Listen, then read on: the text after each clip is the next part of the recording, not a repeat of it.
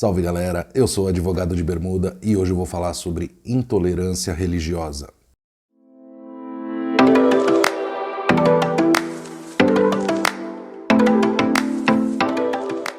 Bom, esse vídeo de hoje ele vai ter duas partes. Ele vai ter a primeira, que é a parte técnica, e a segunda, que é a parte pessoal. Eu peço para que você assista até o final, porque tem algumas coisas que eu considero muito importantes que eu vou dizer. Vamos lá então, começando pela parte técnica. O que é a intolerância religiosa? Primeiro a gente tem que entender o que é uma religião. Segundo o dicionário, religião é a crença em um poder maior, um poder místico, né? Então, sabendo o que é religião, agora nós vamos começar a entender como que isso é resguardado pela lei. Primeiro de tudo, a Constituição Federal, no artigo 5º, incisos 6º, 7º e 8º, ela diz resumidamente que todo mundo é livre para acreditar e para participar da religião que bem entender, tá? Na sequência, vem a Lei 7716 de 1989, que ela foi alterada e recebeu essa questão da intolerância religiosa só em 1997. E aí, essa lei, ela dispõe sobre intolerância religiosa, sobre racismo e sobre xenofobia. Posteriormente, só agora, faz pouquíssimo tempo que o STF determinou que a homofobia também se enquadra no que diz essa lei e equiparou a homofobia ao racismo. Antes de tudo, essa lei, ou seja, a intolerância religiosa, a xenofobia, a homofobia e o racismo são crimes imprescritíveis e inafiançáveis. Isso significa que não dá para pagar fiança e responder em liberdade e também não prescreve. Podem passar 10, 20, 30, 40, seja lá quantos anos forem, que essa pessoa que comete um desses crimes pode ser julgada da mesma maneira. Então, essa lei 7716, ela fala várias coisas que são consideradas como intolerância religiosa, ou racismo, ou xenofobia, ou homofobia, certo?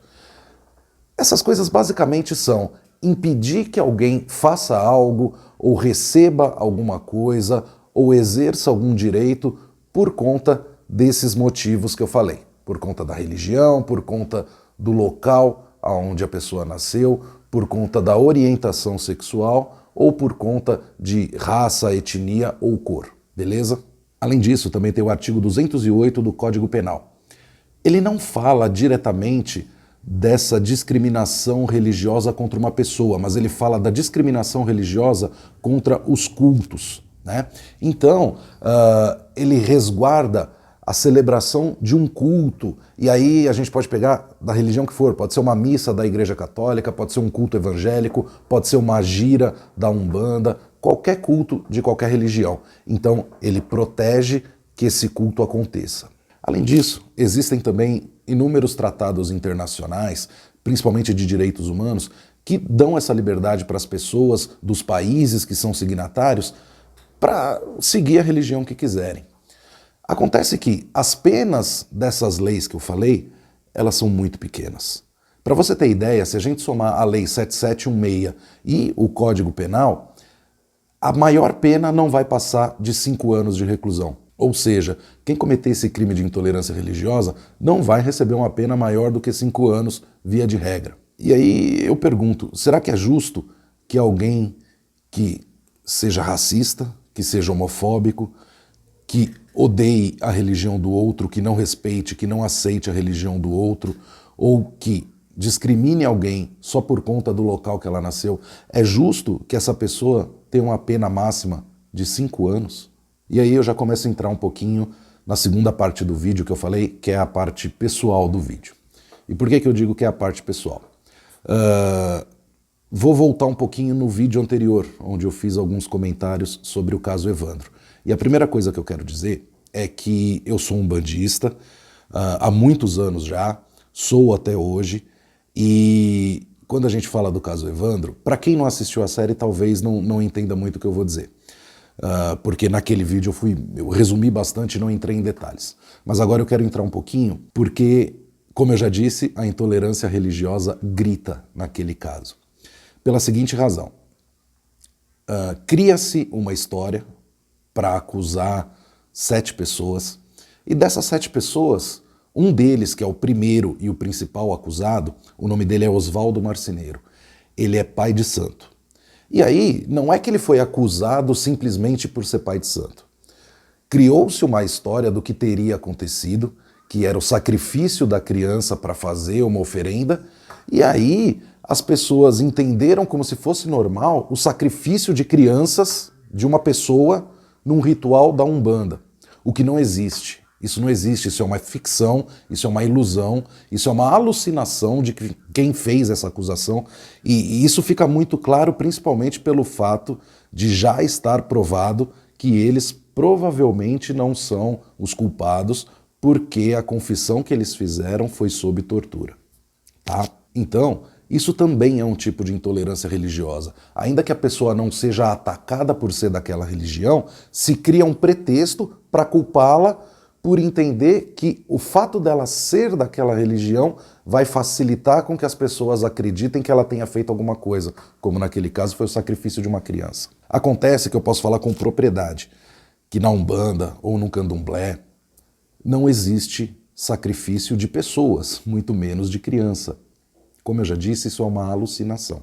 E isso, além dos fatos que aconteceram na série em si, me tocou muito. Para mim foi muito marcante, porque a série em si é muito triste. O fato de você descobrir que 7 pessoas foram acusadas e confessaram um crime falsamente, porque elas estavam sob tortura, é uma coisa muito triste. Mas principalmente porque se liga à minha religião. Então, isso me doeu muito. Eu já passei por discriminação religiosa, não no sentido de ser acusado de um crime por conta disso, mas desde aquela brincadeirinha que parece inofensiva até as pessoas te olharem torto quando você está com uma guia no pescoço, ou então, até mesmo quando pessoas te tratam como se você fosse realmente um bruxo. Tem pessoas que acham que você prevê o futuro, por exemplo, que você sabe o que vai acontecer daqui a 10 minutos. Isso é muito comum. Isso é muito comum.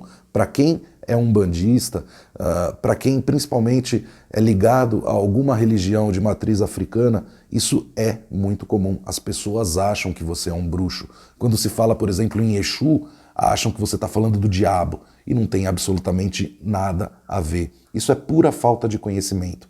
E aí, voltando um pouco na série de novo, lá em 1992, numa cidade pequena do Paraná, quando você falava em Umbanda, em Candomblé, primeiro que as pessoas pensam em macumba, o que é uma ignorância, porque macumba é um instrumento musical. Quem não sabe, joga no Google que vai aparecer. Então, as pessoas quando falam em macumba já acham que é o demônio e que mata pessoas e que faz pacto pro mal. Nada disso. O lema da Umbanda é paz, é amor e é fazer o bem.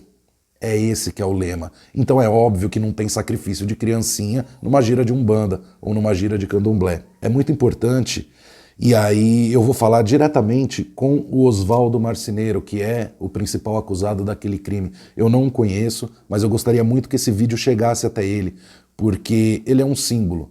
Ele é um símbolo de quem sofre intolerância religiosa e um símbolo de quem sofre qualquer tipo de preconceito, de quem sofre racismo, de quem sofre homofobia, de quem sofre xenofobia.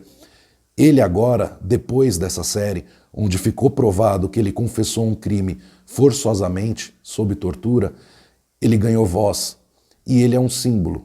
Ele é um símbolo da luta contra a intolerância religiosa e contra qualquer tipo de intolerância. E eu quero dizer para ele, se ele chegar a ver esse vídeo, que ele pode contar comigo. Ele vai ter voz, pelo menos aqui no meu canal, e onde eu puder chegar, ele vai ter voz.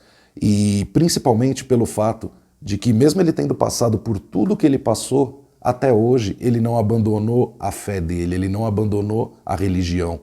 Pelo que eu andei lendo, pelo que eu andei pesquisando, ele continua sendo espírita, ele continua frequentando terreiros, continua frequentando giras, que é um direito constitucional dele. Ele pode fazer isso quando ele bem entender. Então, eu dedico esse vídeo a ele e também aos outros acusados. O Davi também, que é outro acusado. No caso, ele foi acusado de ser um assistente do Oswaldo, que é uma mentira, porque ele não era assistente de nada, eles eram amigos. Tinha o De Paula também, que infelizmente faleceu, mas também era um amigo e também seguiam essa religião, que é a mesma que a minha. simplesmente porque eles têm esse direito. Além deles, também a Beatriz Abage, que era a filha do prefeito, que também foi acusada de cometer esse crime porque ela se interessava pela religião, ela frequentava os cultos dessa religião, que era um direito dela e continua sendo até hoje. Eu também andei pesquisando sobre ela e me parece que ela continua seguindo a nossa religião. Então, ela está de parabéns, assim como todos os outros. Ninguém tem que abdicar da sua religião simplesmente porque as pessoas olham torto, simplesmente porque as pessoas alucinam e imaginam que é uma coisa que na verdade não é. É um direito de todo mundo escolher a religião que quiser seguir. E principalmente se essa religião só fizer o bem, como é o caso da Umbanda.